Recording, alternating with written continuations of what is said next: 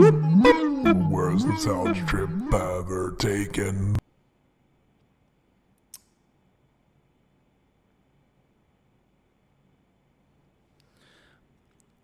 Also, an update for everybody checking my emails here.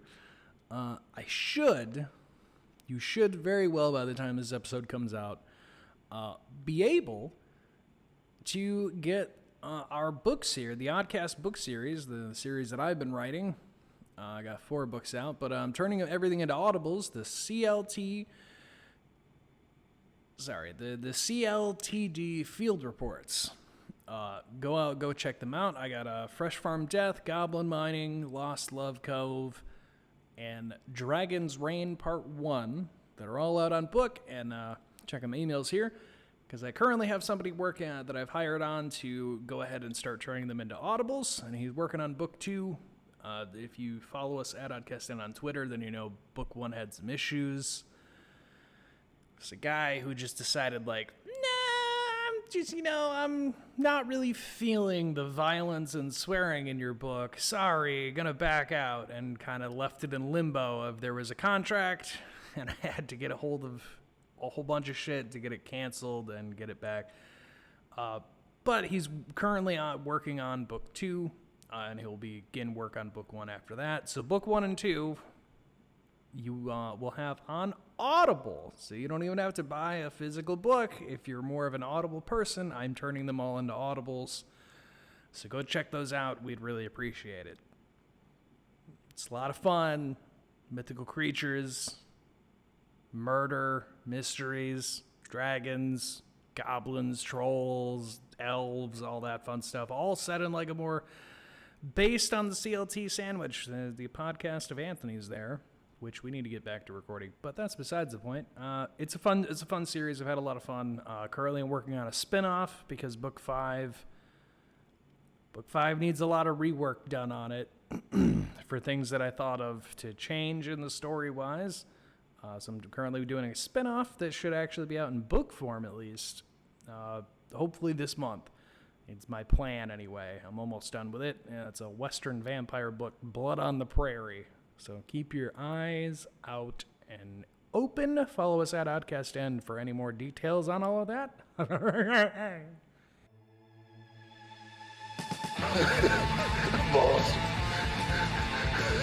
you know you live till you got a head full of vampire.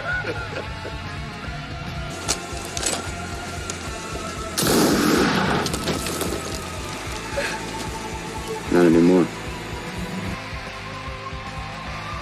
So you're trying to tell me that all these deaths are accidental? Must think we're all idiots here or something. Oh, really?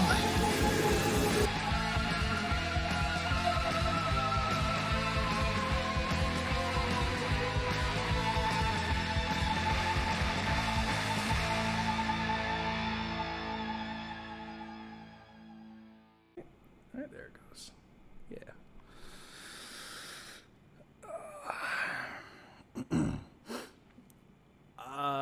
Si, senors and senoritas, me amo Jokey Pants, me amo Cerebral Paul. Or Paulo, or much as I whatever. know. That's as much as you know, yeah. That's as far as I can go with that, folks. As I've said many times. Yeah, uno mas cerveza, por favor. There you go. That's my limit right there.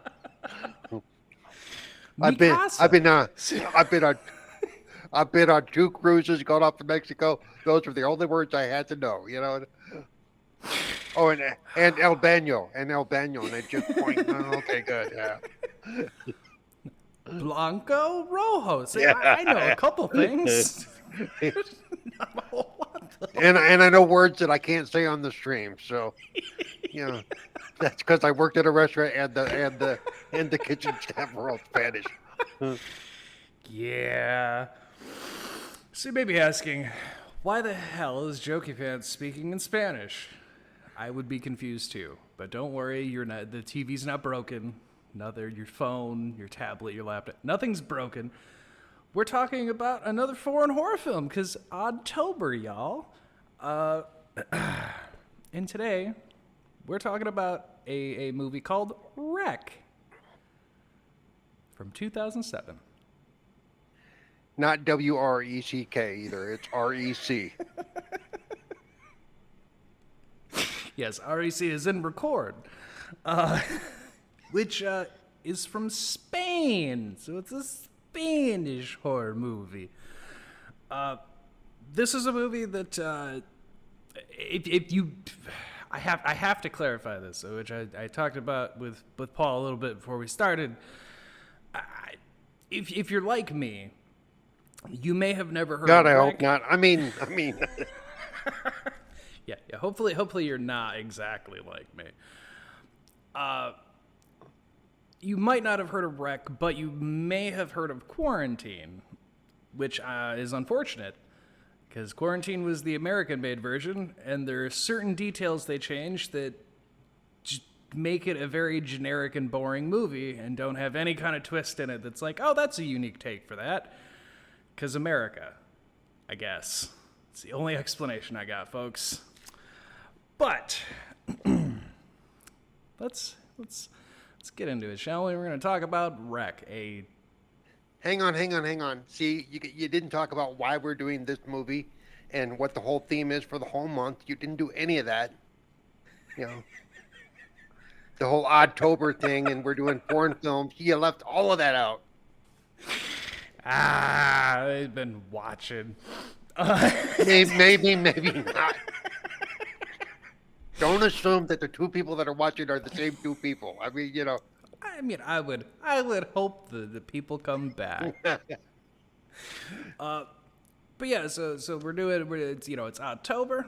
All of October is Oddtober for us here at Oddcast, and we're doing the foreign horror films.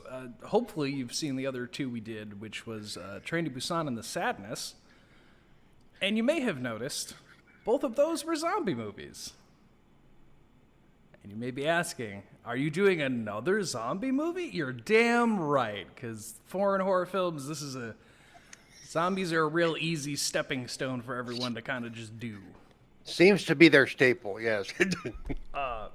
But the nice thing about the foreign horror films, as we're covering here, they all do something a little different instead of just your generic, the dead came back to life thing, which I appreciate, because, typically you just have the same kind of story over and over and over, but these three each found a way to do something a little different. So yeah, sit back. This is your captain asking you to be buckled up, sitting down, and shutting the hell up as our movie Wreck. Let's get into 2007. Good God, 2007. What was I even doing in 2007?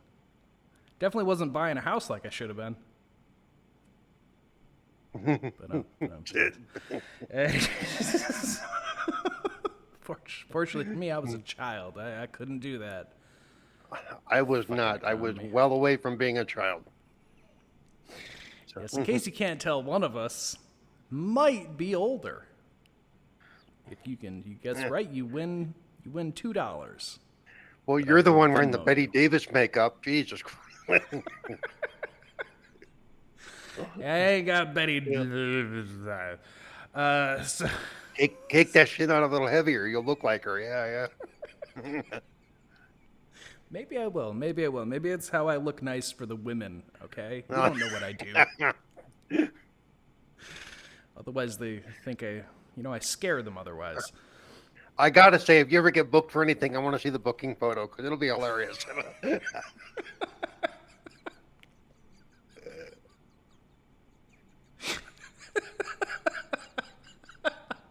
God damn it, Paul.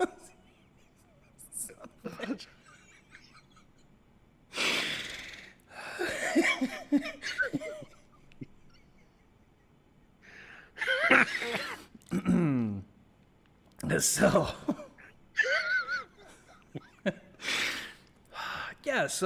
yeah, Breck, as I said, the budget, this is why this movie got an American remake a year after it had released. Because Quarantine came out in 2008, and then I even have it in my notes. There's another little fact here. But Their budget was $2 million, and they made $32.5 million back on the movie. So this movie was a very, very big moneymaker for two guys who were just like, I want to make a fun little horror movie. And they ended up making a lot of fucking money off of it. I honestly think that the next movie to do it at that level was Terrifier 2. I would agree. Yeah. So as I said, I don't speak Spanish. I only know a few things. Because of that, there's two directors on this movie. There's Paco Plaza, or Paco Plaza. I assume Paco, because that's just Spanish. It's Paco. Yeah. But the other one I didn't even try to pronounce, because the more I looked at it, the more I realized I'm a really dumb white guy, and there was no way in hell I was going to pronounce that any kind of way that was probably going to be right. Unfortunately.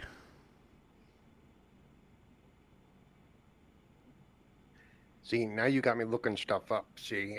Yeah. I also realized I forgot to just write it down in general when I was finishing this up last night. That's... I even wrote can't pronounce, and then I just forgot to write the name like an idiot.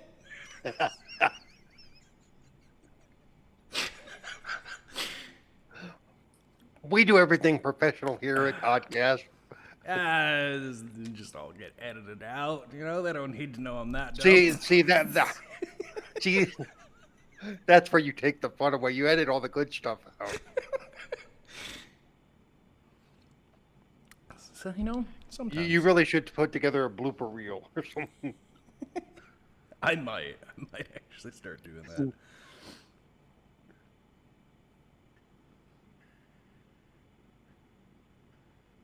Oh, yeah. I have no idea how to pronounce that. Yeah, right? I was just like, I'm not entirely sure, because that's definitely Spanish. Like, I have a fucking clue.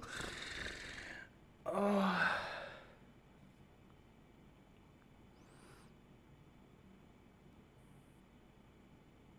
Not even Paul's going to attempt it, so if that gives anyone any indication. Could possibly do the last name, but might even still screw that up. So I'll put it on screen. There will be a little text. That's his name. Good luck to you. Yeah. Please leave in the comments the phonetic way to pronounce that. Yeah. Yes, please. Because I was curious. I just, goddamn. But yeah, so this was the two directors. They both came together, wrote this, made the whole movie. Also, just a fun little fact, because there are 3 sequels to this. They were very adamant on they never wanted any sequels. Like, they didn't even really want to do the second one at all, even with the money it made. From what I was able to find, the only reason there were sequels is because they ended up having people come to them and be like, this made a lot of money, we need you to do this. If you don't do it, we're just going to do it anyway. So they ended up just being like, all right, I guess it made enough money, we could make a sequel. But then there were like 2 more after that, and they don't... Fun fact, I have not seen the 4th one. I did recently watch the 3rd one, and I don't really like the 3rd one. It's got like a wedding. It doesn't, I don't know. Yeah. It didn't really, it took too long to get to the stuff. Yep. I am seeing that the one whose name we cannot pronounce, he was not involved in the third one. Yeah, that makes sense. And then the 4th one I haven't watched. I only just saw that there was a 4th one yesterday. Didn't even realize there was a 4th one. And it also changed the formula because it's not found footage on the 4th one. It looks like the 4th one was like a regular movie made, and I was like, that doesn't even fit the other 3 that they made. So I'm confused. Yep. Although, I would say you could watch Rec and Rec 2 and be fine, because Rec 2 takes place almost immediately after the first movie, and it just adds it adds another layer to their story that is very interesting and I enjoyed. So I will let's say get before into- we get into this, I will say that I am not by nature a found footage fan. I don't like the films usually. I don't think they're well done. I don't like watching, two and a half hours of black and white fuzzy shaky cam. Just stop it. That's fair. But this movie, even though it's quote found footage, it's not all. It doesn't look like that. It doesn't look like kids stomping through the woods looking for something in the dark. So it Why you gotta throw Blair Witch under the bus like that? Why you gotta do that? I mean, so I really enjoyed this one, is what I'm trying to say, and look at though that. it's not my usual genre that I would say, hey, let's go check this out, because I would be like, no. That's fair. To be honest, the reason I ended up putting Wreck in here was because of the whole confusion with the American version that was made, and also just this movie in general for Spain is like, this is like a go-to horror movie that people will point to. So I figured, why not? So let's get into some background information, shall we? Fun fact, all of this was shot on-site location. So the firehouse that it begins in, and then the apartment building place that they end up in for the second half, all of it on set. None of it was sets that they built. It was just places they got a permit and shot. So, saved them some money there. And who knows? They may not have gotten a permit. They may have done guerrilla filmmaking. Get in there, go. That could have been very bad.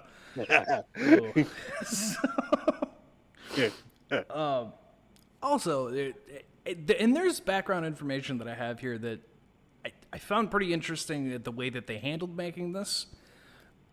Specifically, that when they were casting everybody in the movie, they went out of their way to make sure that everyone they cast did not know each other, so that when they did things in the movie, it gave a genuine reaction of how someone might react if they were in a situation. They basically said, like, we wanted a more natural flow to it, and if we had people that knew each other and had some kind of chemistry, it might offset what we were going for. So we deliberately made sure nobody had any connections at all. So I thought that was a nice little detail that they made sure for there. Also, speaking of like trying to save money, whatnot. Our main character is Manuela Velasco, and she actually is a real TV correspondent in Spain. Like, this was literally her job, and she was just like, I'll do this movie, sure.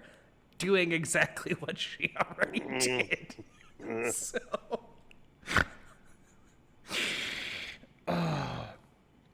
Also, they also filmed everything chronologically. So everything you see in the movie is filmed as they went, which was another thing that, again, they wanted to get genuine reactions when they got to certain things in the movie. So they made sure to shoot everything as they went. By the way, for those that may not know, that is very not normal filming nowadays, for them to do everything in chronological order the way the story unfolds. Because of set uses and makeup purposes, a lot of times they'll do different things out of order. But yeah, this film, and there's been a few others that purposely do it in chronological order. I will say, if you go back here on this show, Joey Pants has bad taste here. I want to say last season, or no, maybe it was this season. It might be this season. It's hard for me to keep track of which ones are in which, but I have a bunch of playlists, season 1, 2, 3, where we're at now, whatever. Me and Maverick, we covered over the movie Zathura, and that is another movie that I've covered with this channel where they talk about filming things chronologically, which in their case was because they were destroying the set as they went, so they also did it that way, just so that things that needed to be looked destroyed were, and they didn't have to rebuild the set. So that's the only other movie I remember covering here where they literally shot it as it went. Also, having two directors, there's always that conflict of interest kind of thing. Where like one guy has an idea, another guy doesn't agree, blah, blah, blah. It can cause a lot of issues. That's why these directors, going into starting filming, had an agreement. If one person had an idea, but the other person didn't like it, they didn't argue about it. The idea got tossed. They didn't even entertain it. The agreement was we both agree on an idea, or we do not execute it with the movie because we don't want to argue and we don't want to make this messy. So, which I appreciate.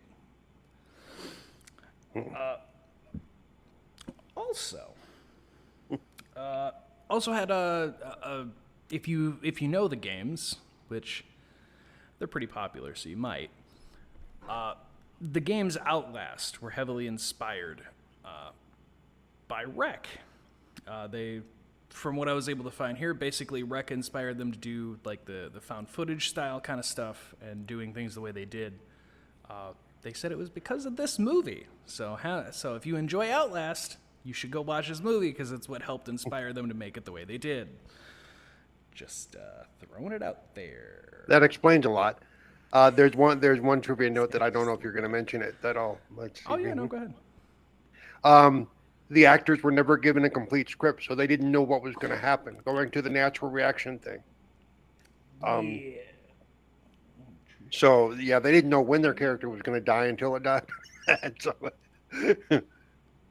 which I've heard of other places doing this too. That way, like I said, they don't get amped up, or they don't give away what's about to happen because they know in their head.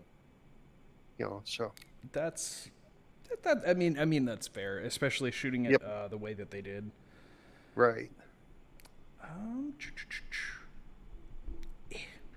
See, I like that. Even in the note, it says more often than not, it means the actors were stressed or nervous and apprehensive the day of filming because they had no idea what was going to be happening that day.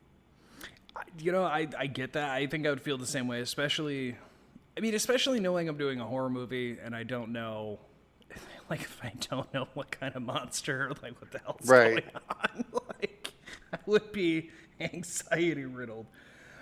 Well, plus, to me, as people started, as characters started dying, you think, is this my last day on set? Is this where the check stops? That too. That's it. Yeah. Also, the original titles for the movie were originally Origins or Bombers, which, fun fact, Bombers is the nicknamey term in Spain for firefighters. So it was basically those were the two of the working titles they had going here, was playing on the idea with what they had. And lastly, as I mentioned, there's Quarantine, which I unfortunately saw before I had ever seen this. Fun fact, Rec wasn't available in the U.S. at all until Quarantine was in theaters, and then the directors kind of worked their way for distribution to be like, oh no, they're copying our movie. People need to see what the hell the actual thing is. So Rec became available to DVD and whatnot after Quarantine was in theaters, which was 2008, so it was a year after.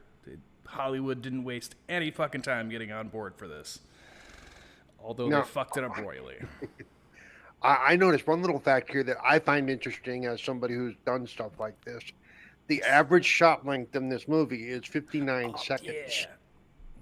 Yeah. And the longest shot is 17 minutes long. That means that the rest of the shots are really, really quick when you watch this movie. I had seen that in there, but I was like, that seems so unrealistic. It makes you want to go back and watch it and see how fast those cuts are, because damn, yeah, they've got to be quick.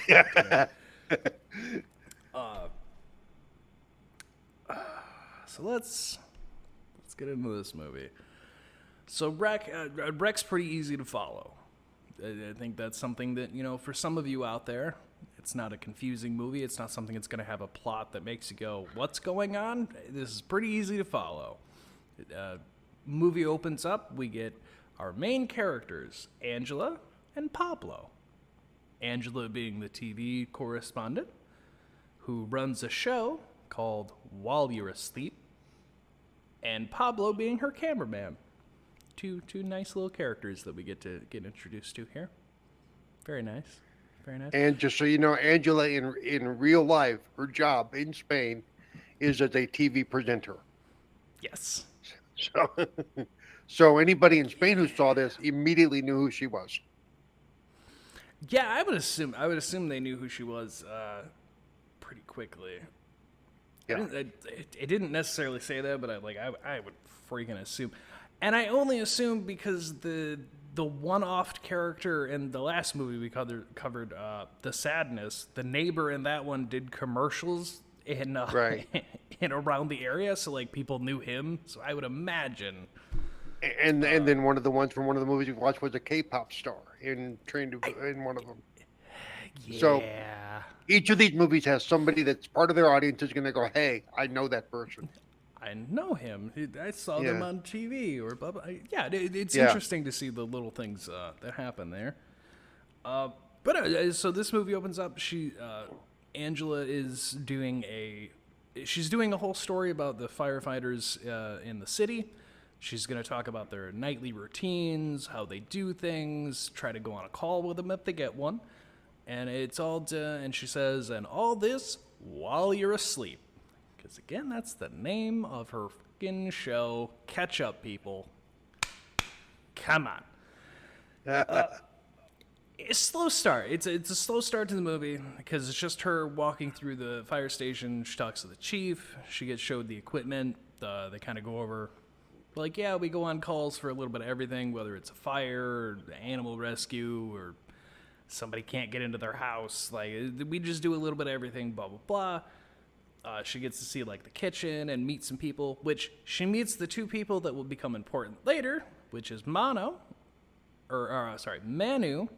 and Alex, who are the two firefighters that she will be tagging along with tonight. So she gets to meet them. I feel bad for both of them, because they have no idea what they're getting into tonight. Poor bastards. But see, I actually like the idea that they did it like a real, like a real show like that would do it. Showing her the equipment, having her put on the gear, put on the helmet, letting her, play with the fire truck, whatever, because that's the kind of stuff they would really do. Yeah, from a movie standpoint, you're kind of going, okay, what are we doing? Okay, this is a slow start. But again, like the last two movies we watched, though, once it starts, it really starts. This movie. This movie is very much another one. It has a slow burn to it, but yeah, once we get into what the thing is, it just keeps coming. They don't stop.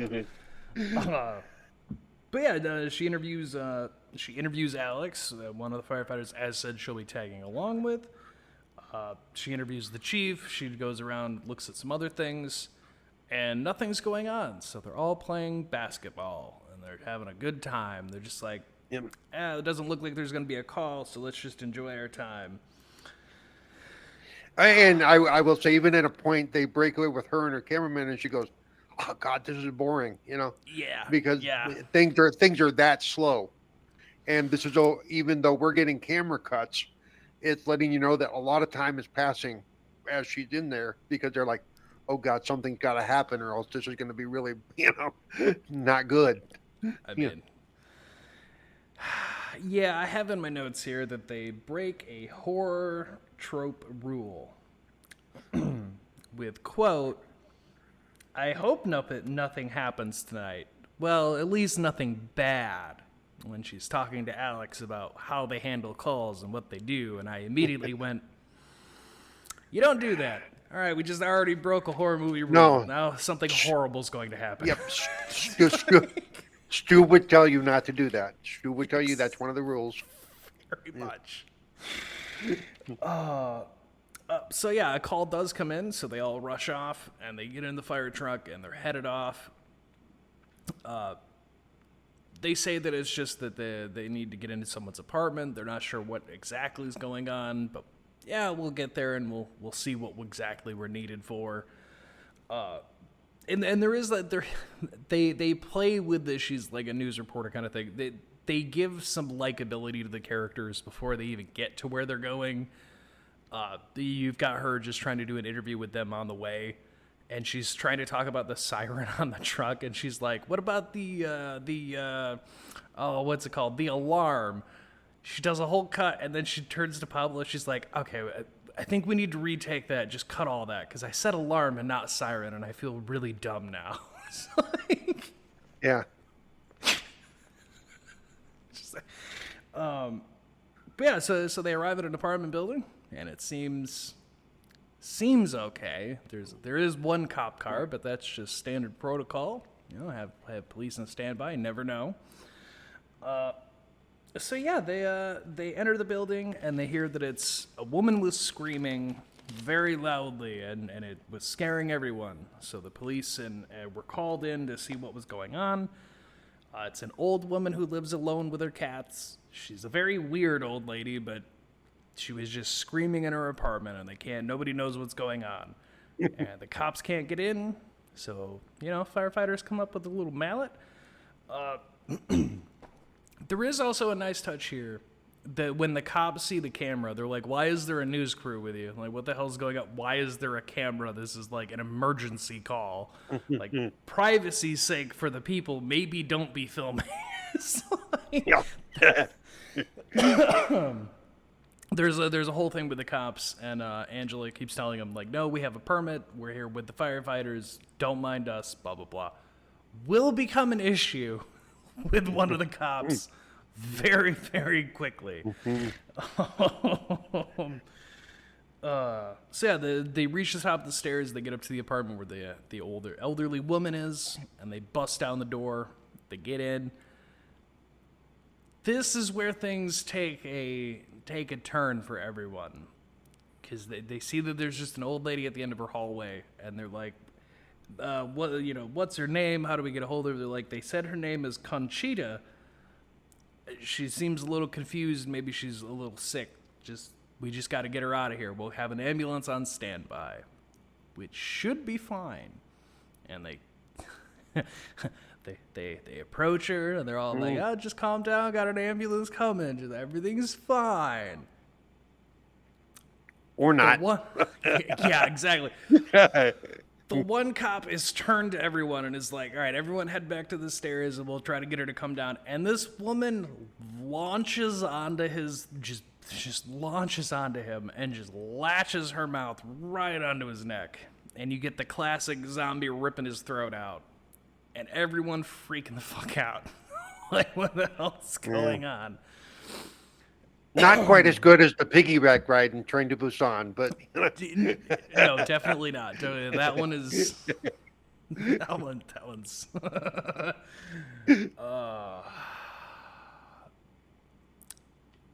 they immediately say fuck this old lady. They just focus on the cop.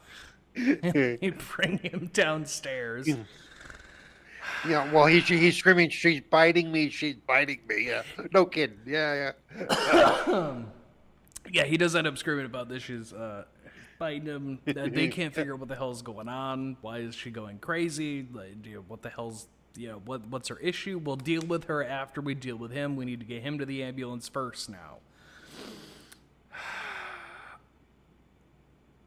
So here's the thing, folks. So as they're headed downstairs, the lights are cut. And they're like, oh, what the hell? What happened to the lights? They hit a light switch, because this is something that will come up later. The light switches for the stairwells are just kind of on the walls. Poor designs of certain things. While they're trying remember, to they're in Spain, they're in Spain, not America, where, we can't have stuff like that. But, To all the lovely people of Spain, anyone who listens to this show, I think your buildings are made perfectly. I think there's nothing wrong with them. I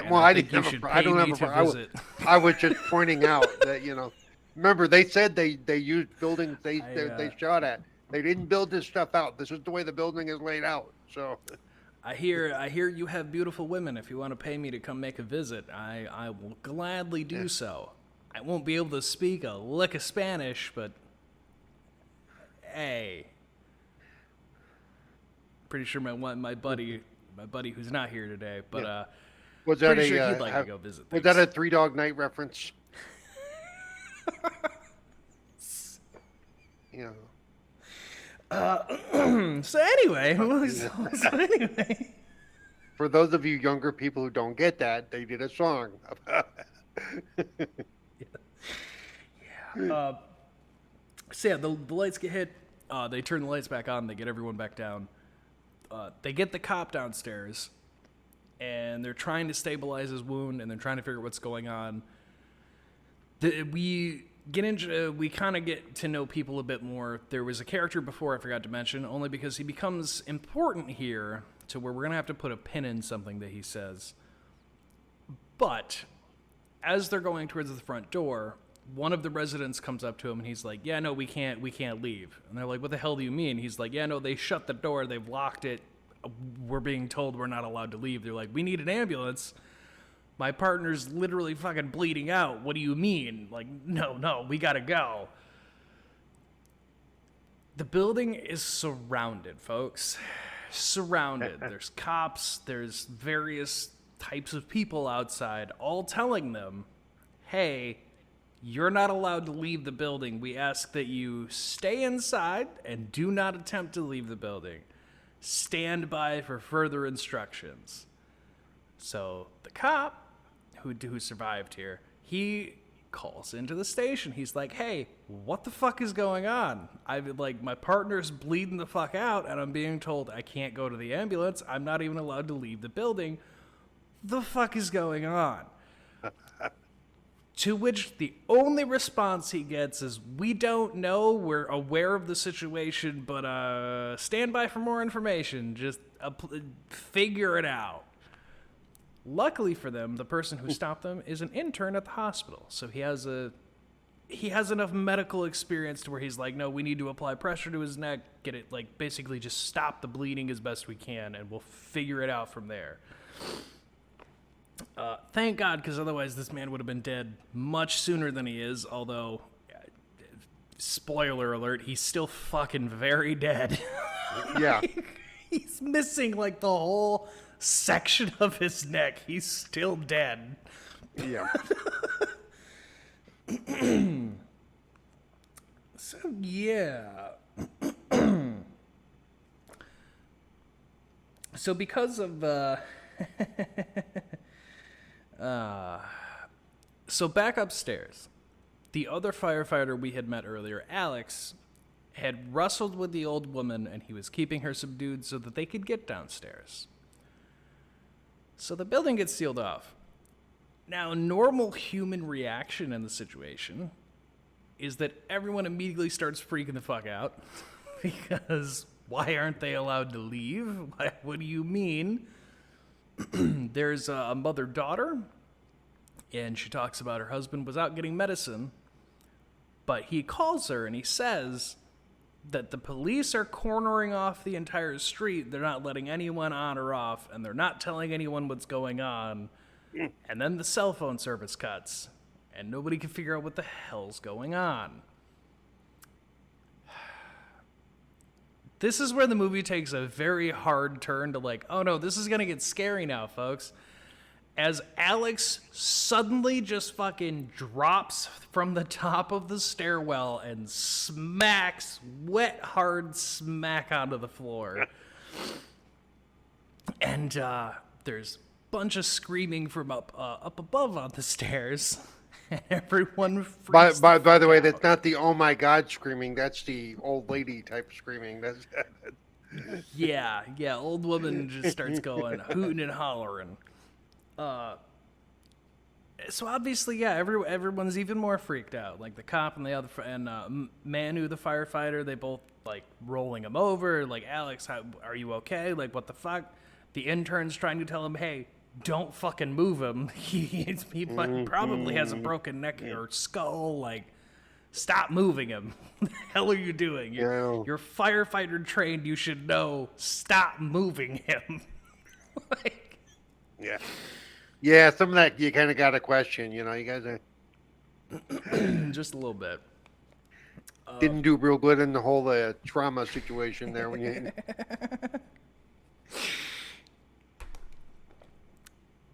So I do also want to point out here that when they do flip him over, they see that he's got a giant gash in his face, like someone had just kind of ripped his cheek off. So obviously this causes a lot, even more panic and concern.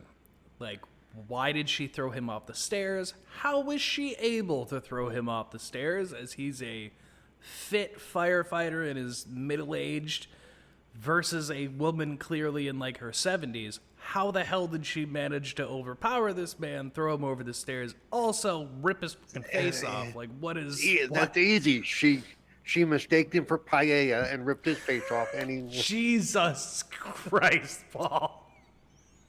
God damn it.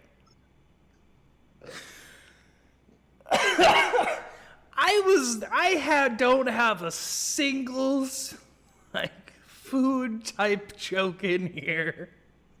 I could have, but I didn't. You son of a bitch. God damn it. And I pick a proper Spanish food too. There you go. You did. It's just...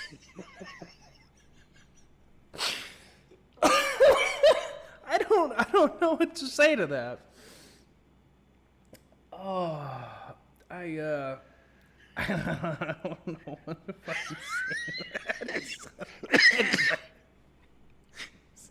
that. Anyway, folks. For those watching, I try to do this every week where I just break him for like 5 minutes. Yeah. It's become his task, I guess. It's become his mission with this show. Please help me. Send help. So because this happens and everyone's freaking out, the cop immediately tells him to stop fucking filming and shoves the camera down, and we get a little black screen time. The camera's off. The camera does come back to, it's on the floor, and you just kind of hear everybody talking about what the fuck is going on. Nobody knows what's going on. They're not being told anything. Because all the people outside keep telling them is stay away from the door, don't attempt to leave, stay put for more information, and everyone making everyone even more fucking paranoid of what the hell is going on. Which is accurate and understandable.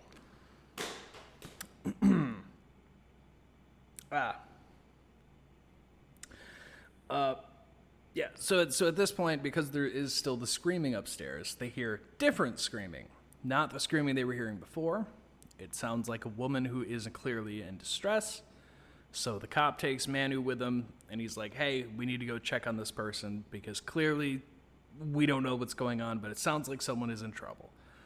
So they head upstairs to do so. Oh, fucking boy. Angela, being the TV reporter type that she is, she'll do this throughout the entire movie, goes, we need to film no matter what. We need to film everything. Follow them up there and figure out what's going on. So they sneak up the stairs. Kinda, not really. They just kind of barge in behind him and are like, what's going on? Yeah. But nobody's in the old woman's apartment, which confuses everyone a bit. And they're like, where's Manu? Where's the cop? Like, what the hell? As they enter the apartment, there's a young woman who comes stumbling down the hallway with a fucked up looking arm, and then she drops on the floor. The cop and Manu like appear from a different side room in the apartment there, and they're just like, the hell's going on? Like, we were trying to find this woman, and like, I don't know, something just kind of came at us. And then they check over the woman, they're like, she's dead. And then the old woman shows back up. The cop fucking shoots her. Like, oh god, I probably should have counted. He shoots her like 3-4 times, and she drops. Pablo got everything on camera. So as Manu gets the cop out, trying to calm him down of like, hey, things happen. I don't know what the hell is going on, but like she was going to attack us. Like, you did what you had to do. fuck, man, this is a fucked situation. I don't know.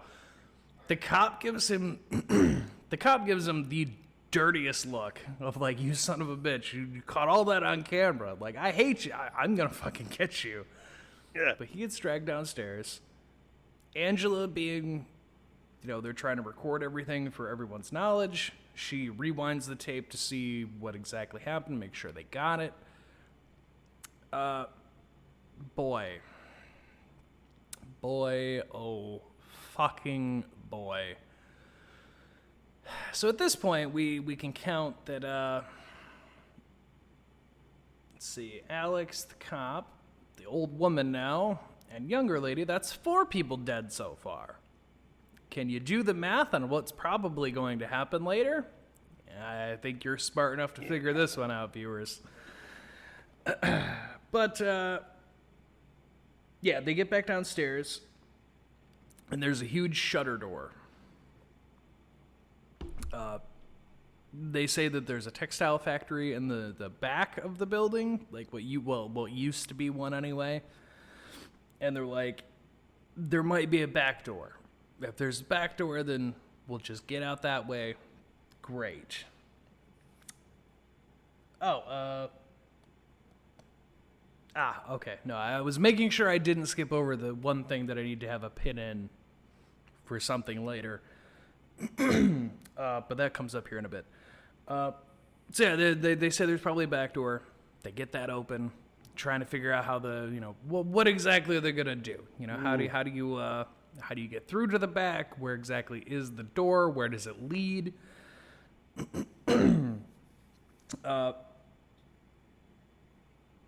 Yeah, we get another cut. They're in the textile. They get to the door. They're immediately stopped, of course. Same people, of course, because they've surrounded the building. And they're told once again, don't try to leave. Don't try to get out the door. Stay in the building, back away. Just back the fuck away. And they tell them there's a health inspector on the way to inspect everyone, to remain calm, but the BNC protocol has been engaged.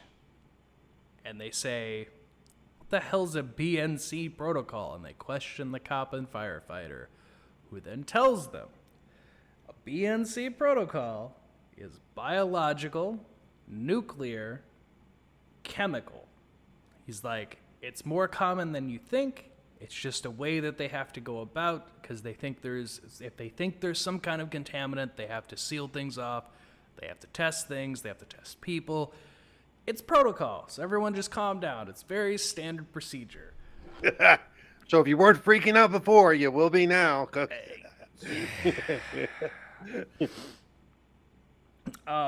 Which, to be fair, yeah. Like, if there's any kind of spill of anything, this is the kind of thing they don't seal off everything, but they would be testing people. They test soil, do different things. So it depends, because they didn't tell the people what the outbreak was, because exactly, if it was biological, yes. If it was nuclear, yes. If that's chemical, the thing, right? Yeah. The thing, right? They're not telling them what's going on. They're just giving them generalizations of what's going on. And everyone wants to blame the cop. They're like, you have to know. You're one of them. And he's like, I know as much as you fucking do. Like, you've been listening to my radio. They're not telling me shit. So I don't know what you want. And remember, we were here before the firefighter was. So yeah, we don't know. I know what you know. Very true. That. Very true. Because all the doors are locked and there's all the stuff going on, they start panicking, thinking about how are they going to get out? What are they going to do? The intern that we met before, we're going to put a pin in what he says here. But he says, quote, I own the building. I leave keys for the concierge of the building when I'm not here. He always has spares. So they go over to the little booth. And for those of you who don't know what that is, and I'm not judging you, I 100% get it. It's something not... You can have the kind of thing in America, but it's more like fancy apartment buildings will have this, where there's a guy in just a little room, and he just makes sure that, you're doing what you're paying your rent, whatever. He'll double check on things and whatnot. It's hard to explain it, but it's definitely something more prevalent, at least in my experience, in like Spain, England, things like that, in apartment buildings like this. They have them here too, in really nice apartment buildings, especially on the East Coast and stuff, where this is the guy that if you need something, you call him, and then he gets it taken care of for you. And even some hotels have them. If you go and you get a service, like you're at a place and, hey, where's a good place to eat? Well, I can make you some reservations here, or I can, I can get you tickets to this show. That's the concierge. That's it. Yes. Thank you. Yes, I struggled with figuring out how to put that into words because I'm like, I'm a poor white guy. I have never had to deal with this. I only know landlords. I'm poor, but I've been around and I've been in some nice places. Yeah. I haven't. Yeah. It could be that look on your face. I'm just saying. Yeah, people just tell me I'm not allowed, and I don't know what it is. I'm a nice guy. At this point, they probably look at you and go, you see the movie The Joker? I think this is him, They're going to get what they deserve. So anyway, he says he owns the building. He smashes open the booth. He takes out the spare keys. He's like, I always leave the spares with him because you never know. Now, okay, let me just throw it real keep quick. A pin in that. If I was in the group, my first response would be, you couldn't tell us this like 20 minutes ago, 30 minutes ago. Right, like so what the hell, dude? So many I would have punched him in the face at that point. I mean, just. So they think that there's just like, I would have too. I would have lost it on this dude for not saying anything earlier. So he gets the keys because they think there's just like the one, maybe 3 people keeping them there. What are they going to do to stop them? Fuck it. So he gets the keys. He's like, I'm going to unlock the front door. We're going to get the hell out of here. Screw this. What are they going to possibly do? Fun fact, that's not how that works, is they immediately... I want to point out, too, that this is supposedly an apartment building. Unless none of these apartments had windows, they could easily go upstairs to a couple of floors and look out the window and go, hey, look, we're surrounded. Look at all the little flashy red lights. Aren't they pretty? Excuse me, we're in Spain. Look at all the flashy blue lights. Aren't they pretty? Yeah. I feel like the only reason they didn't, it was because of everything going on upstairs that they didn't do that. But I agree. Like, there's a couple things. Even on a basic, I mean, because you got to assume that if they're sealing off the area, they've got the lights going. They got the, There's something else that I'll bring up. I'll bring up when we get to it, but there is a character in this movie that we never fucking see, who only gets mentioned a couple times, and I'm like, in my mind, I'm like, there could have been a neat scene with what happened to that guy that they just didn't show. But anyway, as he goes to open the door, they find out there's a whole like SWAT team outside. Like, it's not just like a couple, like, oh no, they got like armed body armor, all machine guns. Like, yeah, no, there's no leaving. Like, they are surrounded by a lot. And again, keep a pin in the fact that the intern said he owns the building. It will become important towards the end. By the way, little piece of trivia about the SWAT guys. The head SWAT guy will also be the head SWAT guy in the sequel. Different character, same actor. Oh, really? Yes.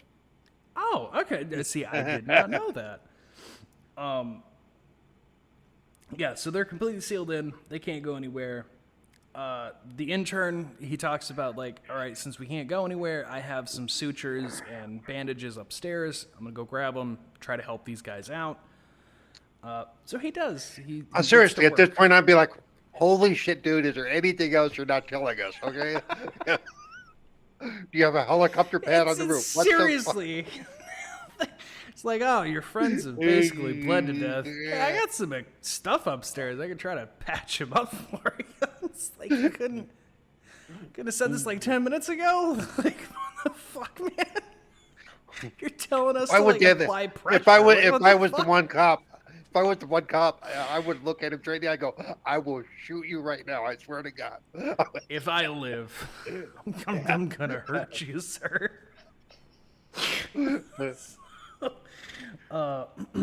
But yeah, so he starts stabilizing everybody that's wounded. They put him off in the textile workshop that is in the back. There's like a bunch of tables, so they get him all set up so he can stitch him up and bandage him, whatnot.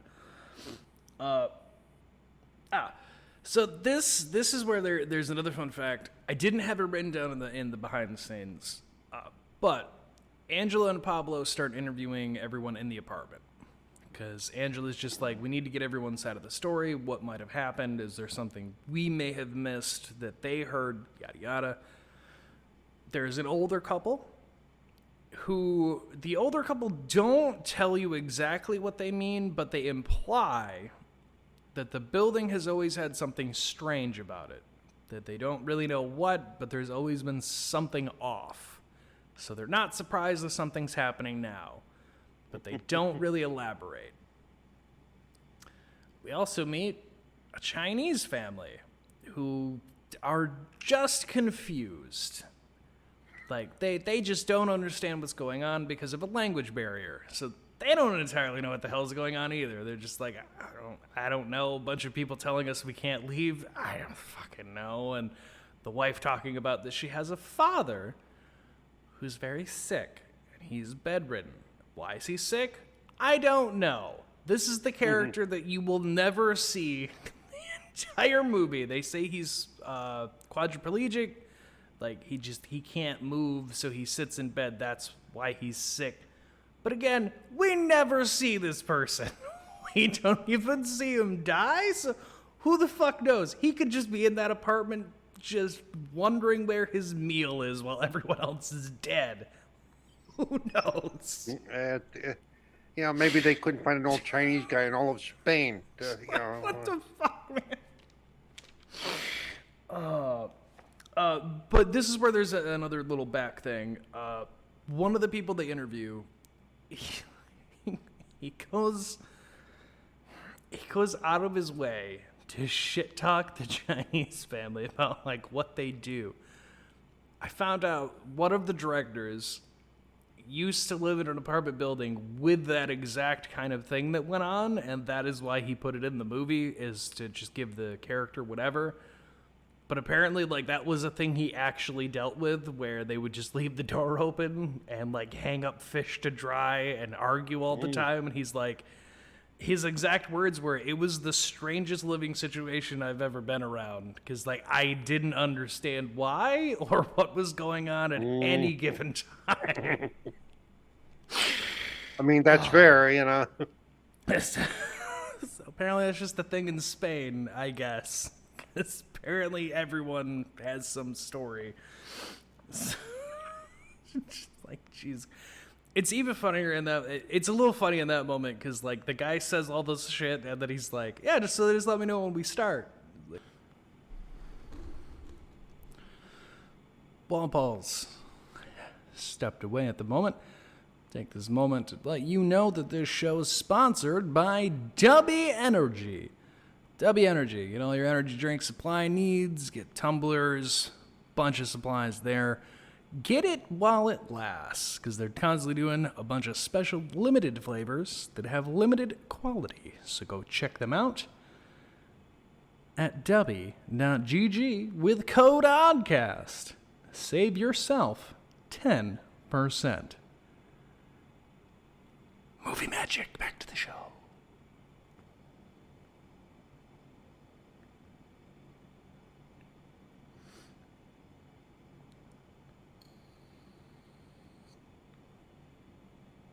I am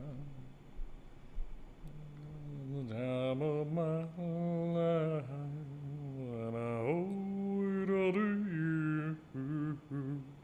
I swear, yeah,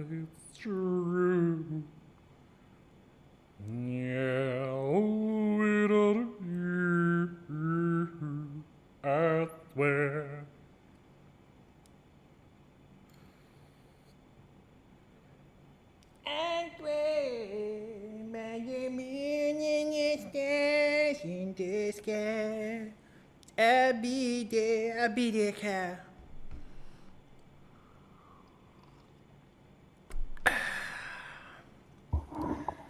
You know, since you're in my headphones, I couldn't hear everything, but I heard you making a lot of noise the whole time I was gone.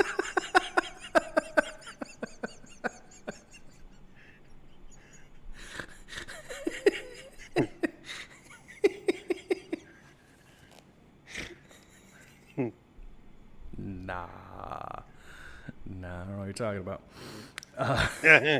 Yeah, right. Oh.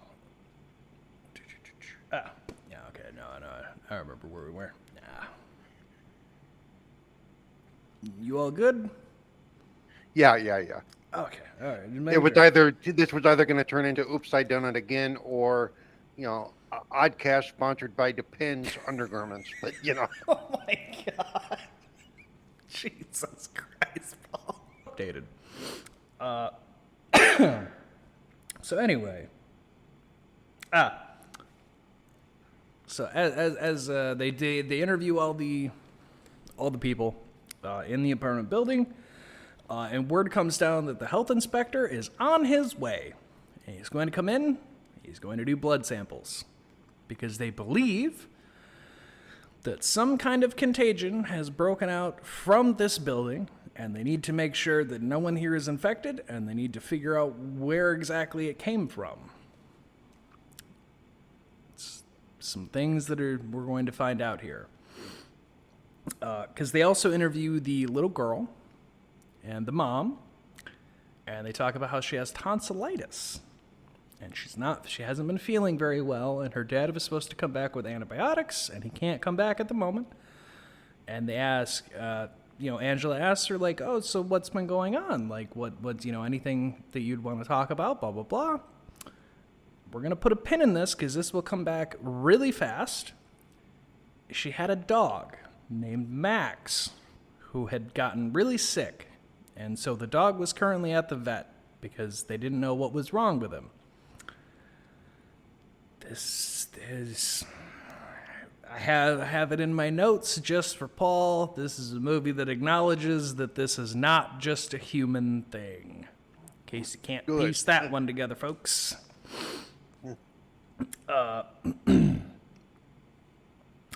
So yeah, they do a head count, and they figure out who's in what apartment, who's all here, who's not here, so they can make sure they've got everybody. That's where we hear about the Chinese family's older father, who is bedridden, and again, we will never see him. They'll bring him up a couple more times, but no one goes and gets this man. No one even checks on this man. Like, who knows? He could still be alive in that apartment. No, I don't know. Yeah, so they get the head count. The intern also lets them know, and this is something that also pinning this till the very end of the movie, but that there is a penthouse, but that no one lives in it. That there was a guy who was living there, but he hasn't been back in years, and it's just locked up. No one goes in there. No one even touches it. And they're like, okay, so we have everybody.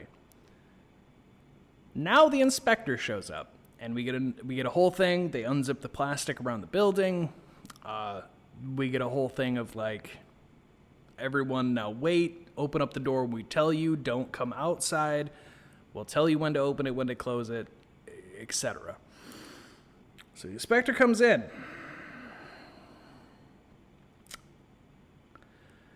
He goes to check on the two people who were injured because he wants to test them first, because they had immediate contact with someone who was clearly feeling ill, so he wants to double check.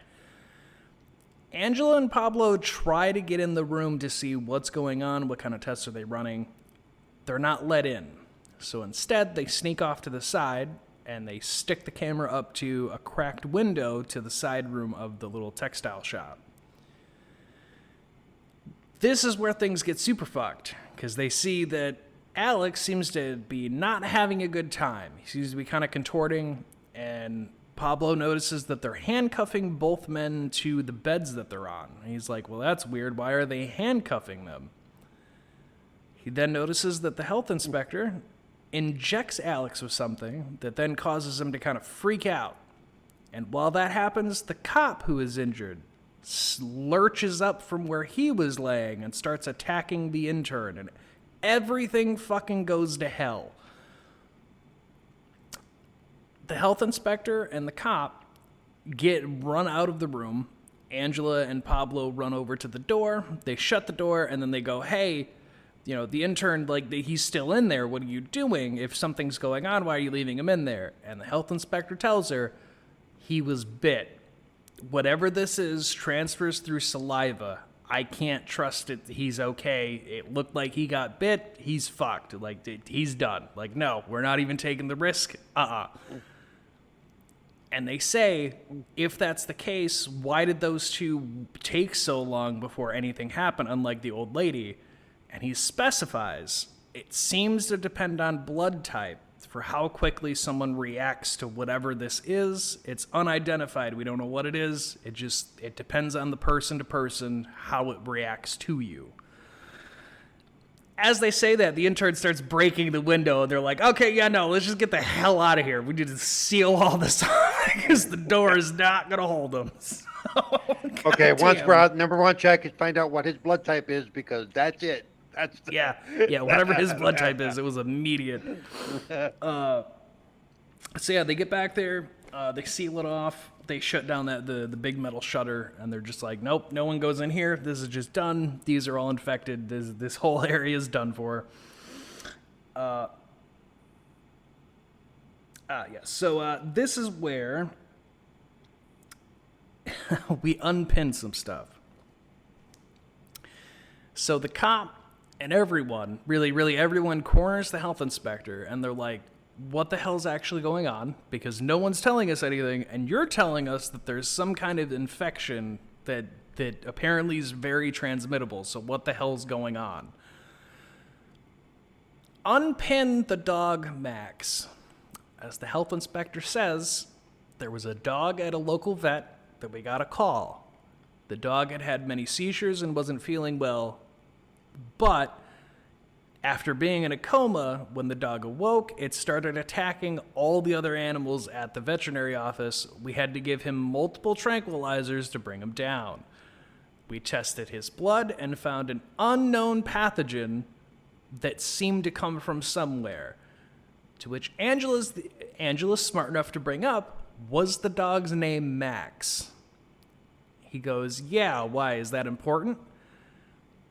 Immediately turned to the mom and the little girl named Jennifer, and the mom immediately says, she only has tonsillitis. Stop looking at us like that. There's nothing else wrong with her.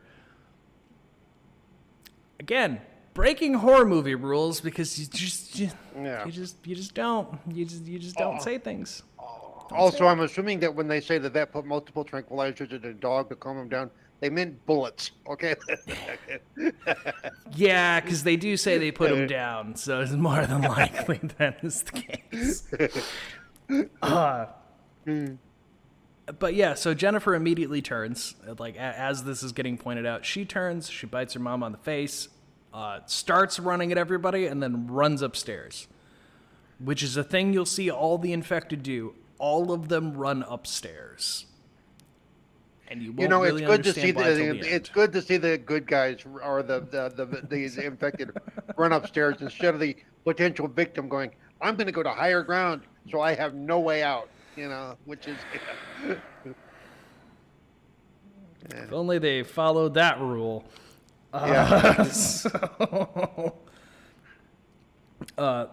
So Jennifer runs upstairs. The health inspector gives them the shot that he had tried to give Alex. He's like, it's a tranquilizer. It should put her into a comatose state. We need to make sure we keep all the infected with us.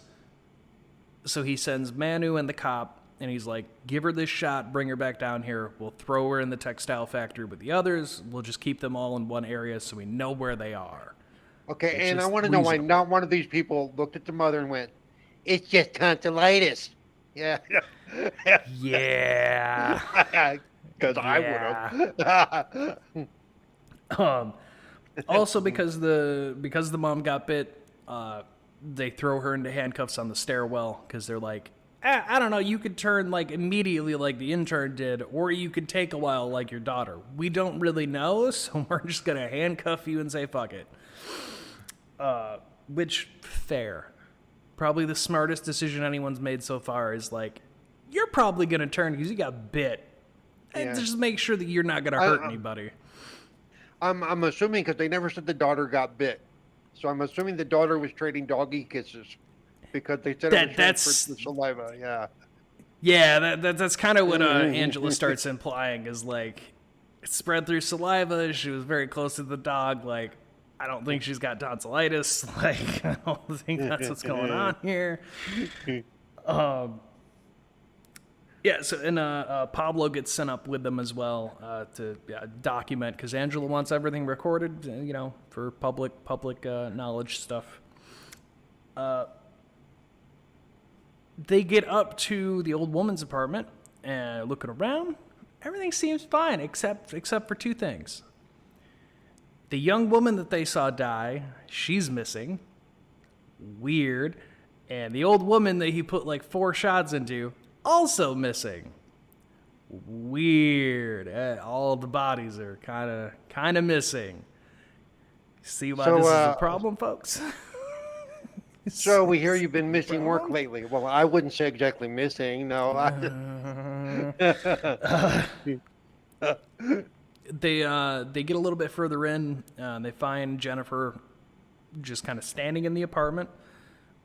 She goes full on fucking rabid monkey on them and just tries tearing their faces off. The cop ends up getting bit in the whole fiasco. They don't end up getting her the shot, but because he gets bit, he just kind of basically strangleholds her, and he tells everyone to run because he got bit. So fuck it, just go. Pablo and Manu almost get out of the apartment, and then they're met by the old lady, who's just, God, man, good God. If I saw this old lady running at me in this fashion, just screaming, and she's got fucking blackened eyes, my God. I would have hit her harder than what they did here, but hey, to each their own. So yeah, Manu takes the mallet that's leaning up against the wall they'd used to get in the apartment, and he smashes her face in a couple times, which seems to put her down. It's basic zombie rules with these. Just destroy the brain and you're pretty good. As long as you can do that. Just basic zombie rules. Obviously, everyone gets downstairs just in time, actually, as the infected trio over at the textile factory are starting to open up that shutter door. Because, fun fact, these aren't super dumb. They actually keep some of their intelligence as a human being. So they know to open the shutter door. Which is a problem. This is the second movie we've watched where they've managed to keep some of their humanity intact. Right? So yeah, they try keeping the shutter door down. It's not working. Inspector ends up getting attacked while he's trying to keep the shutter down. Everyone runs upstairs. And they go into the only way I could describe him is the slightly kind of racist dude. They go into his apartment. The health inspector kind of hides himself away in another room. Angelo, Pablo, and Mano are talking with the guy, and they're like, is there any way out of here besides the front door or the back door? Because clearly they're watching that. Earlier, they had also tried to go through a different house kind of room onto the roof, and they were met with like, no, there's people everywhere. So they're like, there has to be some other way out of this building other than like the windows or the doors. And the guy says there's a basement. The only problem with the basement is it has a reinforced door that you need a key for. But in the basement, there's a grate that would lead to the city sewer system. That would be the only way to get out of here that's not street level where they're going to see us. Could have been a smart plan if some other things had just worked out a little better in this movie. So they also go to try to find the inspector because they're like, he has to have answers. And the guy tells them like, oh, the doctor's off that way. He kind of hit himself down this hallway. immediately tells him, I got bit. You need to keep the fuck away. Shut that door to this area. Close it off. I don't know how long it's going to be for me. I'm done for. And they're like, well, what do we do? He's like, there is nothing you can do. Like, there was no contingency plan on this. It was literally, I was supposed to come in, get samples, figure out what exactly might be going on, and report back. Guess what? I couldn't report back, so your guess is as good as mine how they're going to handle the situation. Good luck to you. Good luck, folks.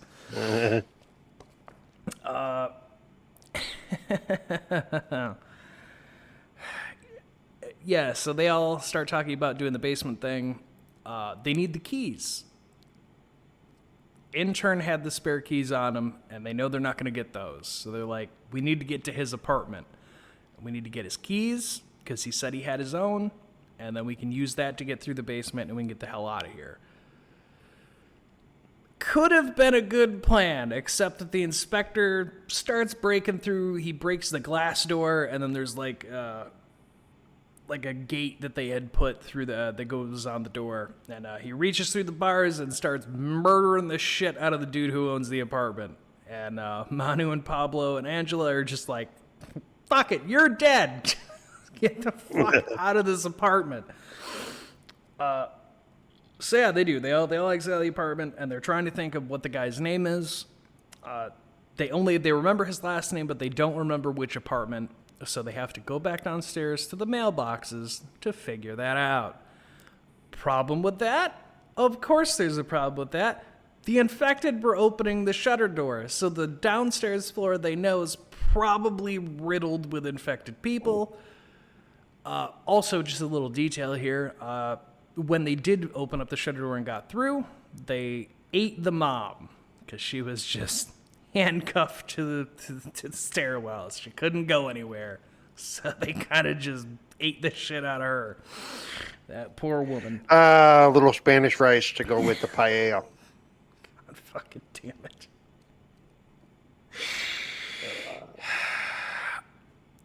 The infected Chinese wife runs up the stairs, and Mano snaps her neck.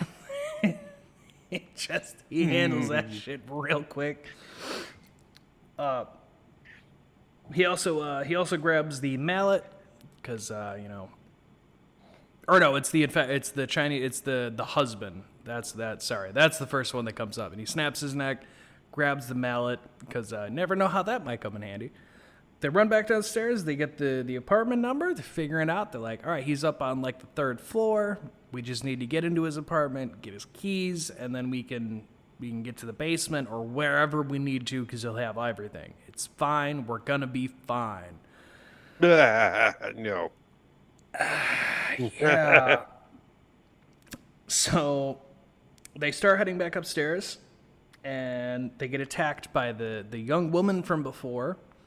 And Pablo and Mano strangle this poor woman to just strangle the shit out of her. And I assume break her neck because she ends up dying. I assume. So that's another one down. So, hey, you got 2 down. Or I guess technically 3 because you also killed the old woman earlier by smashing her face in. So that's 3 down out of like, what? 10 more? You're still screwed. There's still no way out of this. So as they head back upstairs, as I said, they got the apartment number. They know where they're going. They get back up there. The lights go off again. What could possibly be going on? Well, remember, folks, the light switches are on the walls, and the infected still hold some remembrance of being who they were. The Chinese wife, she turned off the lights, and they have to try to find the light switch, and then when they do, she immediately attacks. Manu takes care of her. He takes the mallet, smashes her head. He also, basically he just sends them off, and he's like, just go, I'll handle it, and he does. I assume, because they didn't really show it happening, but I assume he got bit, and it was just a very quick he got bit and blink and you miss it kind of thing. But he kills her. They get up to the other apartment, and of course the intern's apartment's locked. So Manu comes up behind him and he smashes it with the mallet, and he tells him, "Go in and get the keys. I'll wait here." Not something you want to hear in this situation, folks. You never want to hear someone tell you, "I'll wait here." That's the equivalent of "I'll be right back." Seriously, that's let's separate. Let's Yes. Yes. Man, they get in this apartment and they trash it. They go through every drawer, everything they possibly can. They are not finding any keys. Unfortunate for them. They end up in the office and they dump out everything and they're digging through, trying to fucking figure out what the hell these keys are. They find like 3 or 4 key rings. Like, these poor bastards, they have no fucking idea what keys are what. Yeah. So Angela grabs all of them and she's like, "Fuck it.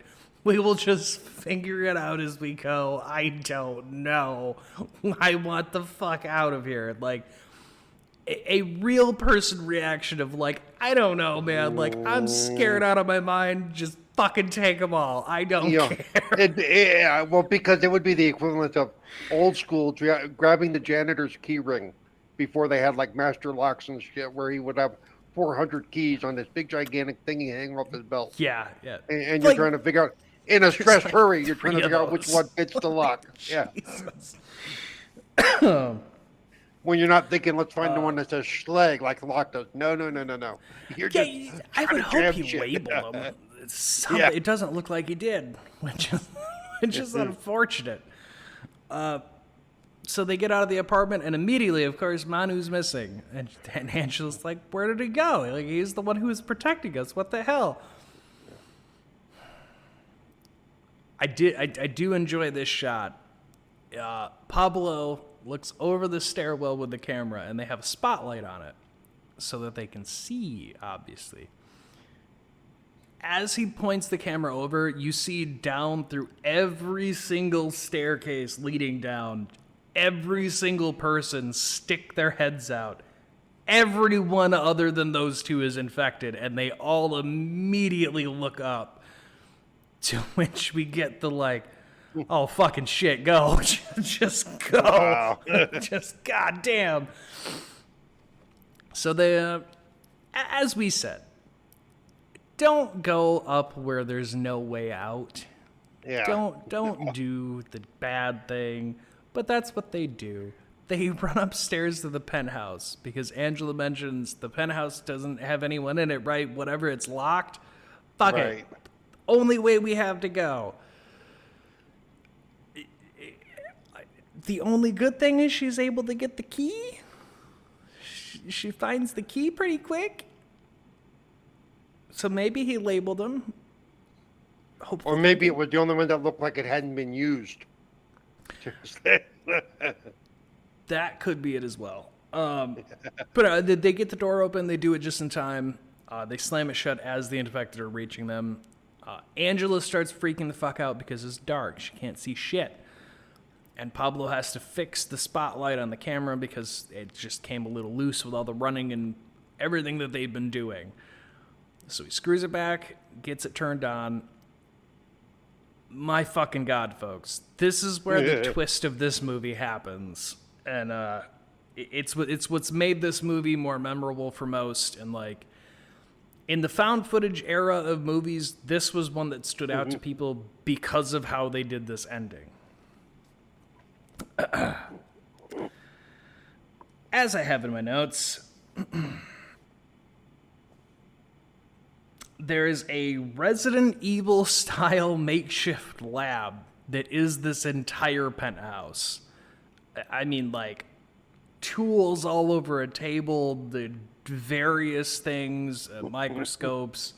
They have like the second room leading from the main room there has like an operation table and shit. It's like, it looks like if you were playing Resident Evil 2 and you walked into one of the scientists' like apartment building.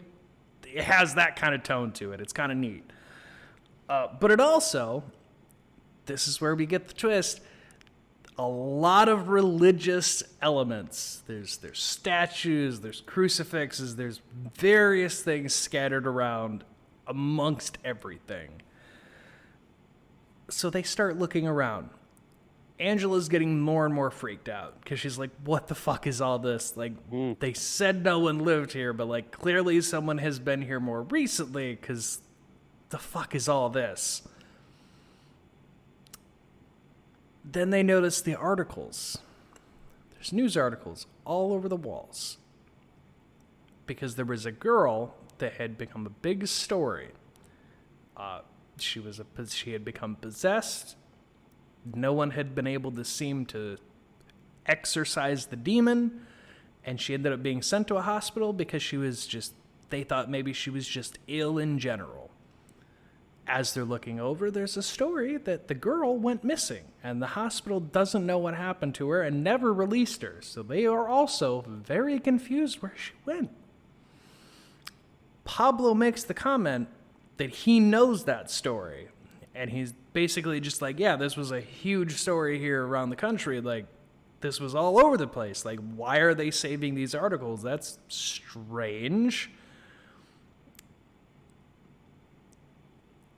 They also pull Evil Dead here. Because Angela finds a tape recorder, and they turn it on. She hits play.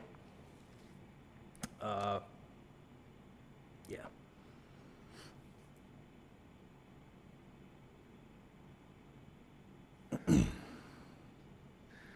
Klaatu Barada necktie. Oh, wait, no, that's different. As she hits play, they hear... I don't know if it... I assume, actually. I'm going to go out on a limb and say he is a priest, and it's not just a doctor pretending to be one because of something else he says. But on the tape recorder, he says that he has isolated an enzyme, but the issue is the enzyme seems to evaporate the minute it comes into contact with air, which is a problem, so he can't fully isolate to be able to make a vaccine. She goes, the hell is he talking about? She rewinds a little bit, and he continues on that the enzyme seems to infect people, and it's acting like it's the flu, meaning that it could be contagious, and they need to figure this out and stop any spread from happening. So she keeps going on the tape recorder, and she's like, I don't understand what the hell he's talking about. What is this about the flu and enzyme? What the hell is he talking about? And then she gets to it. Still doesn't understand what it means, except we, the viewer, piece together what the hell is happening. As he says, the Vatican has ordered me to kill the girl, for we cannot seem to be able to find a vaccine to what it is that she's spreading, and we have fear that this will spread across the globe. They start walking away to find a way out. As they do, you hear the last little bit of the tape recorder is, there's a very specific ritual that I must complete to kill the girl. If I don't complete the ritual, then I will be sealing the apartment with a ward. The ward should keep her from being able to escape. They fucked up going into the penthouse. There was a very good reason no one had gone in here. So they trying to look around. An attic space opens, and they're like, an attic? Huh, maybe that's the noises we heard earlier, because when they entered, there was a whole bunch of noise. And Pablo is like, it's pipes. It's not pipes. But he sees the attic opening. He's like, betcha there's a way onto another roof through there. There's got to be a way out. That's our way out. Well, let me just throw in there real quick. Her name could have been Piper. I'm just saying. You know. Maybe. It could have been.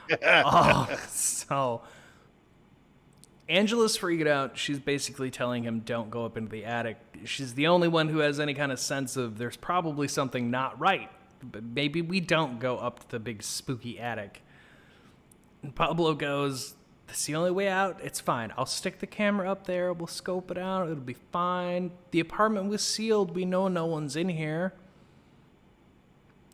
Of course, he puts the camera up there, and you get a quick flash of something smacks the camera and destroys the light. Poor bastards. Pablo and Angela starts arguing with Pablo to turn the light back on. Fix it. What do you mean it's broken? He goes, something shattered the light. I don't know what happened. Something smacked it. Light's broken. Don't worry. I have night vision. I'll just use that and find us a way out of here. Poor fucking Angela. It's just like, I can't. Where are you? And he's just like, no, I got you. He grabs her hand. And they go to turn, there's like a hallway, and they go to turn down the hallway, and they're going to try to find some other kind of way out of here. That is when you get the big reveal that the little girl is not a little girl anymore. She be looking like Slender Man's girlfriend right about now, as a very tall, lanky, creepy as fuck creature comes walking down the hallway swinging a hammer. Because, fun fact, the priest never left the apartment. He didn't even get to finish the fucking ritual. So, like, she's been waiting for someone to come in here. They duck down and hide, and he tells Angela to be really quiet. He's like, I don't think she can see us.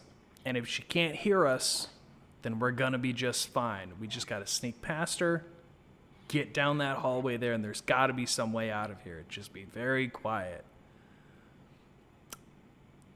I love the design of the creepy girl, woman, demon, chick thing. I love the design. Just the face and mouth alone, it's all like sunken in. She's got like a big thing, but you see like all the blood from like, clearly she'd eaten the fucking priest. God only knows how long ago. Because they say that it's been abandoned for years. So who knows how long she's actually been up here. They almost get out, folks. They almost make it. But this is a foreign horror bitch. film. This dumb bitch Angela smacks into a tray of tools that comes crashing down. So the creature immediately whips around and is like, gotcha, and starts swinging the fucking hammer around. My God.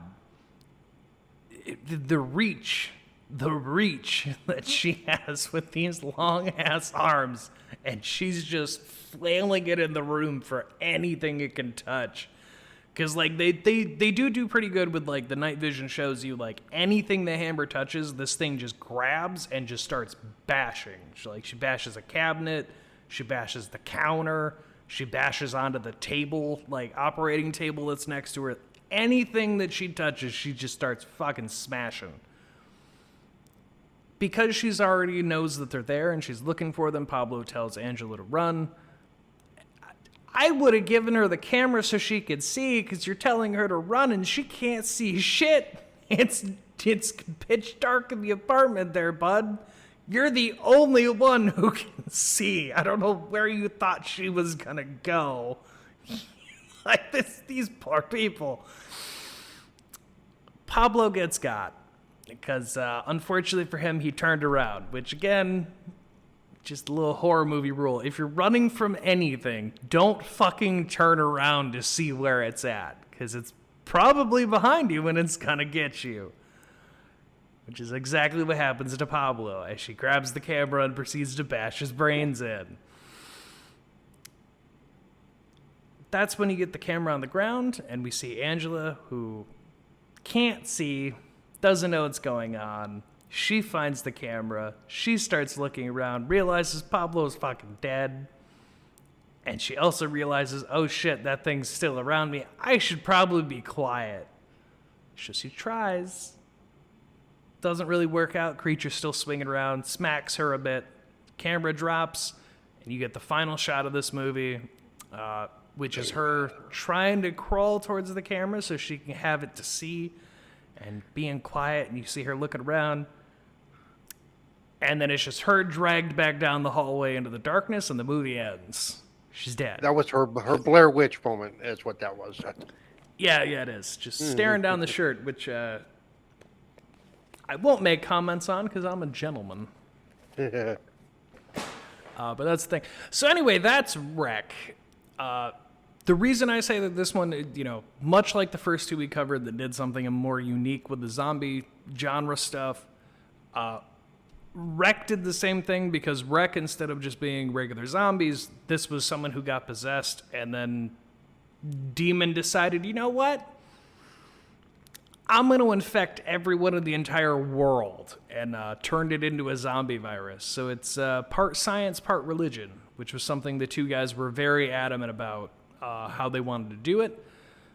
Also, fun fact, it's another reason that it inspired Outlast, because they talk about for Outlast that they wanted to mix science and religion. Wreck did the same thing, so there was a lot of influence back and forth for that there. But yeah, the second one, the sequel, Wreck 2, continues basically where this one kind of left off, and it shows you the other side of things, which is all those people that weren't letting them leave the building. It's the second movie is them going into the building to figure out what happened and what's going on, and that's when they give you a wider explanation to that it's a demon possession trying to take over the entire world, and the girl was the initial cause, and unless they kill her, you can't get rid of the demon. It's still pretty fun. The second one's more action-oriented, but I had fun with it. The third one, just don't. Because it's a wedding.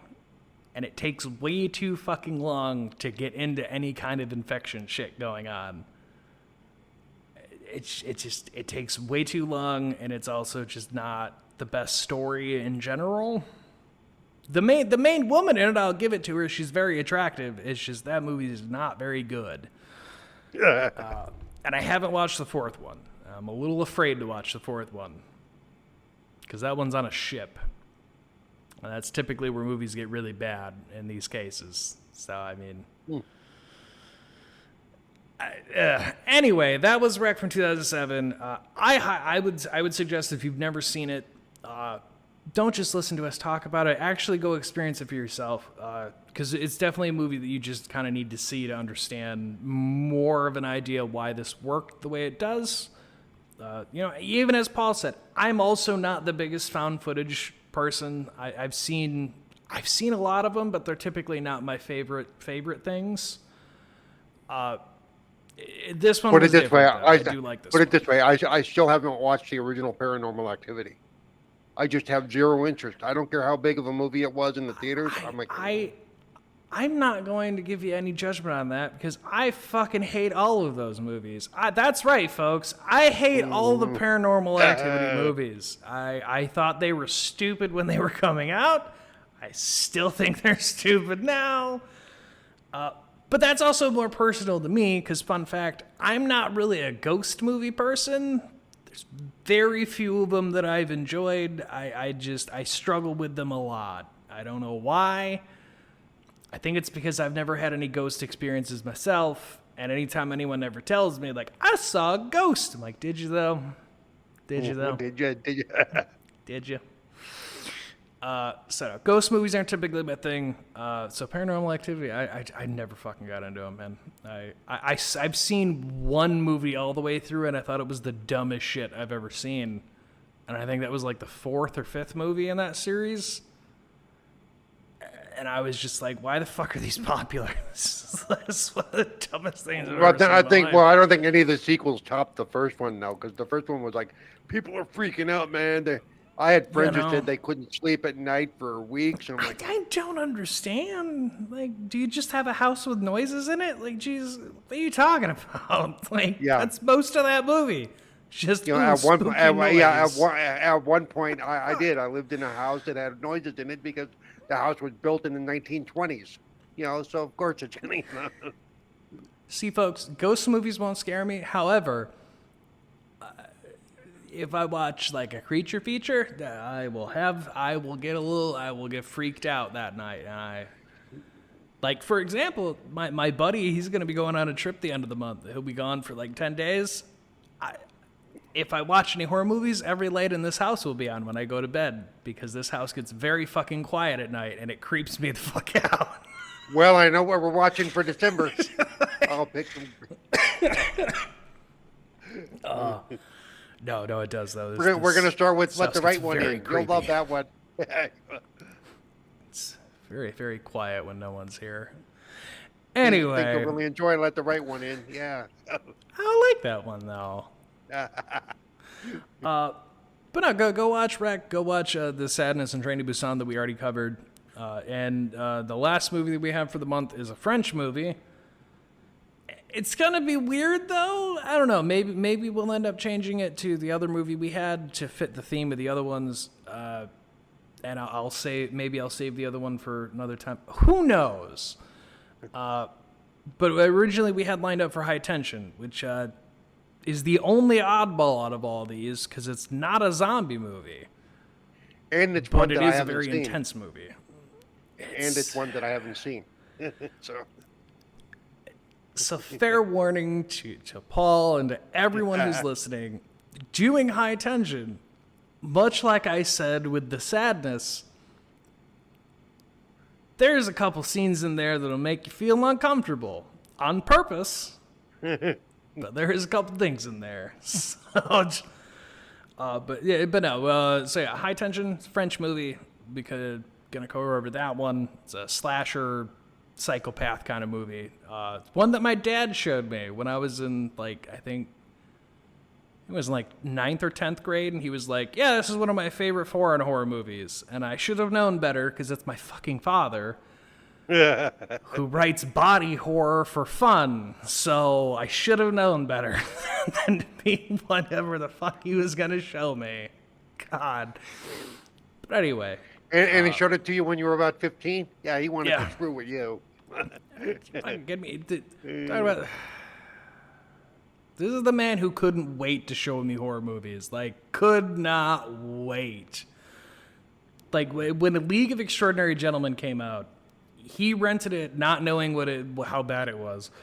But as a kid, he knew I had some inclination to those. And he's like, if you like this, then I'll go back and I'll show you the original Universal monsters and things, and I'll really start getting you into it. There were So, some he parts of was- the League. There were some parts of the League of Extraordinary Gentlemen that were fun, though. I have to say.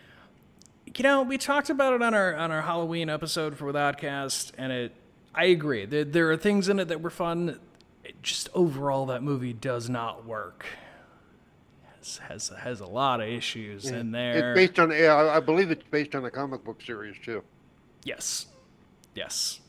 But no. So that's Wreck.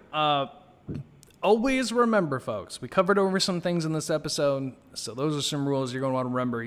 Don't say things you're going to hope nothing bad happens, or especially everything's going to be fine. Those are phrases you want to avoid in a horror movie. As what would be said by Randy in Scream, never say I'll be right back, or in this case even, I'm going to wait right here. These, again, phrases to avoid. Don't prank your friends as a serial killer. Don't ever betray the puppets. Don't bring things back from the dead. Stay out of the water. Something I'm doing here on Guam because I'm fucking petrified of sharks. So I haven't been in the fucking... You couldn't pay me to get in the water here because I know the kind of sharks that are here, and I'm terrified. That's right, petrified. Don't go to a witch for revenge. And every man for himself. Just be faster than the slowest person. But That's it. And this movie added, "Don't get doggy kisses in the mouth from a sick dog." Yeah. If your dog's feeling sick, maybe avoid the affection. But as I said earlier on, and we'll say it here again at the end, follow us at Oddcast and at Cerebral Ball 1. Yep, Cerebral Paul 1 on the Twitch or on the Twitter or the X or whatever you want to call it. Cerebral Paul on all the other places. And that's about it. Yep. And of course, you can see the stuff I edit and write up on for lordsofgaming.net. Oh, yeah. There you go. Paul's a busy guy. So stay tuned, stay on, stay happy. We'll see you on the next one. Try not to get eaten out there.